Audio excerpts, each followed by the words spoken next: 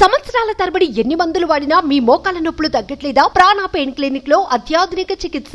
హిందూపూర్లో బాలయ్య మూడోసారి తొడగొడతారా? హ్యాట్రిక్ కొట్టబోతున్నారా అంటే అడ్డుకొని తీరుతామంటోంది వైసీపీ. 1983 నుంచి తిరుగులేని టీడీపీని ఓడిస్తామని వైసీపీ కూడా సవాల్ విసురుతోంది. మరి వైసీపీ అభ్యర్థి దీపికకి అంత శక్తి ఉందా?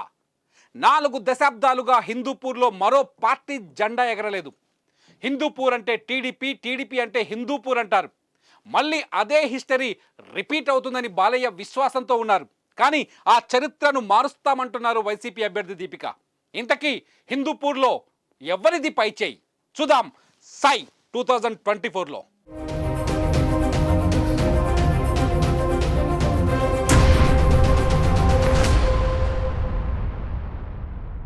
ఇప్పటికి అందుతున్న సమాచారం ప్రకారం హిందూపూర్లో 2,42,070 కోట్లున్నాయి.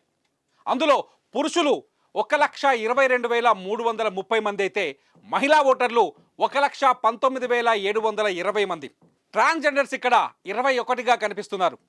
కురుబ సామాజిక వర్గానికి చెందిన ఓటర్లు ఈ నియోజకవర్గంలో ఎక్కువగా ప్రభావం చూపించే అవకాశం ఉంది. అందుకే వైసీపీ ఈసారి కురుబ సామాజిక వర్గానికి చెందిన తిప్పేగౌడ నారాయణ్ దీపికను ఎన్నికల బరిలోకి దించింది. బీసీ వర్గానికి చెందిన దీపిక వైసీపీ నేత వేణుగోపాల్ రెడ్డి సతీమణి. కూటమి తరఫున టీడీపీ నుంచి ఎన్నికల బరిలోకి దిగుతున్న సిట్టింగ్ ఎమ్మెల్యే బాలకృష్ణ మాత్రం గెలుపుపైన ధీమాగా ఉన్నారు. చరిత్రను చూస్తే 4 దశాబ్దాలుగా హిందూపూర్ టీడీపీ ఖాతాలోనే ఉంది. వైసీపీ వేవ్ గత ఎన్నికల్లో ఏ స్థాయిలో వచ్చినా బాలయ్యను ఢీకొట్టలేకపోయారు. హిస్టరీ రిపీట్ అవుతుంది తప్ప మరో పార్టీకి ఇక్కడ ఛాన్స్ లేదంటున్నాయి టీడీపీ శ్రేణులు. ఇంతకీ 2019లో ఏం జరిగిందో ఒక్కసారి చూద్దాం. 2019లో 14,028 ఓట్ల మెజార్టీతో ఇక్కడ నందమూరి బాలకృష్ణ విజయం సాధించారు.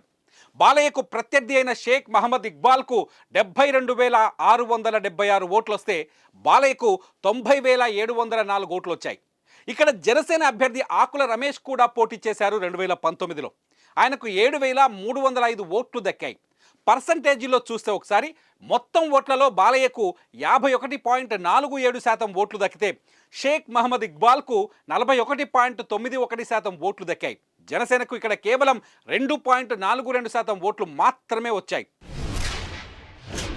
ఈసారి హిందూపూర్ ఎన్నికను వైసీపీ ఛాలెంజ్గా తీసుకుంది. కూటమి నుంచి సిట్టింగ్ అభ్యర్థి నందమూరి బాలకృష్ణ పోటీ చేస్తుంటే వైసీపీ ఈసారి అభ్యర్థిని మార్చింది. కురుబ సామాజిక వర్గం ఓట్లను టార్గెట్ చేస్తూ అదే సామాజిక వర్గానికి చెందిన తిప్పేగౌడ నారాయణ్ దీపికను రంగంలోకి దించింది. ఇక్కడ కాంగ్రెస్ కూడా ఎన్నికల బరిలో దిగింది. నాగరాజు అనే వ్యక్తిని కాంగ్రెస్ ఎన్నికల బరిలోకి దించింది. అయితే టీడీపీ కంచుకోటలో జెండా ఎగరేయాలనే లక్ష్యంతో మొదటి నుంచి పావులు కదుపుతూ వస్తోంది వైసీపీ. పార్టీలో కీలక నేత అయిన పెద్దిరెడ్డి రామచంద్రారెడ్డి ఇప్పటివరకు ఈ నియోజకవర్గం బాధ్యతల్ని చూశారు. పార్టీలో గ్రూపు తగాదాలు గతంలో నష్టం కలిగించాయని, ఈసారి వాటిని పరిష్కరించామని వైసీపీ నేతలు చెబుతున్నారు.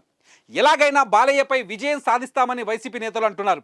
బాలయ్య మాత్రం చరిత్రను సృష్టించేది మేమే, చరిత్రను తిరగ రాసేది మేమే అన్నట్టుగా ఉన్నారు. సుధాం 40 ఏళ్ల హిస్టరీని రిపీట్ చేస్తూ వస్తున్న టీడీపీ ఈసారి కూడా మళ్ళీ జెండా ఎగరేయబోతోందా? బాలయ్య హ్యాట్రిక్ కొడతారా, లేదంటే బాలయ్యను దీపిక ఢీ కొడతారా అన్నది ఇప్పుడు హిందూపూర్ ఓటర్ల చేతుల్లో ఉంది. రిజల్ట్ ఎలా ఉంటుందో చూద్దాం. సై 2024లో మరో నియోజకవర్గంతో మళ్ళీ కలుద్దాం. సుమన్ టీవీలో మీ పర్సనల్ అండ్ బిజినెస్ ప్రమోషన్స్ కోసం కింది నెంబర్కి కాంటాక్ట్ చేయండి.